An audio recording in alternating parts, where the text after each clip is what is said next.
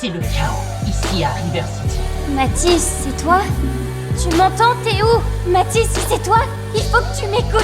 Reviens s'il te plaît, tout le monde s'inquiète. Reviens, je t'en supplie. Il ne veut pas.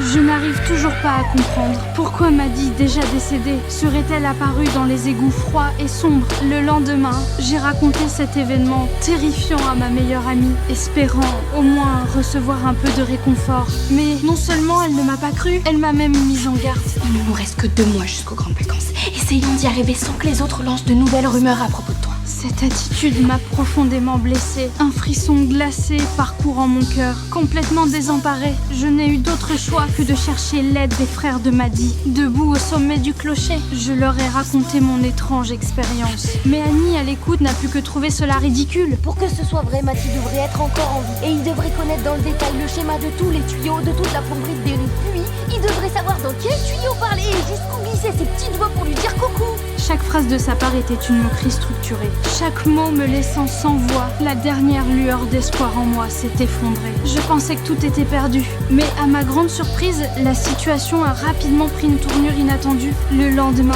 au crépuscule, nous nous sommes tous retrouvés sur le toit. Seules les personnes ayant vécu l'expérience pouvaient croire que je disais la vérité. Nous sommes allés ensemble à la bibliothèque pour enquêter. Finalement, nous avons trouvé un indice crucial dans un vieux journal. Suivant la piste, nous avons tous ensemble rejoint le théâtre. Soudain, l'image sur l'écran est devenue sombre et inquiétante. Maddie, décédée, est apparue à l'écran. Je criais avec anxiété, tâchant de la ramener à la réalité. Tout ça, c'est de votre faute, vous m'avez menti. À cet instant, un esprit monstrueux jaillit de l'écran et s'est déchaîné. Le vaste théâtre s'est instantanément transformé en un effroyable enfer. Après le chaos, je suis la seule à avoir survécu. La peur extrême m'avait déjà totalement anéantie.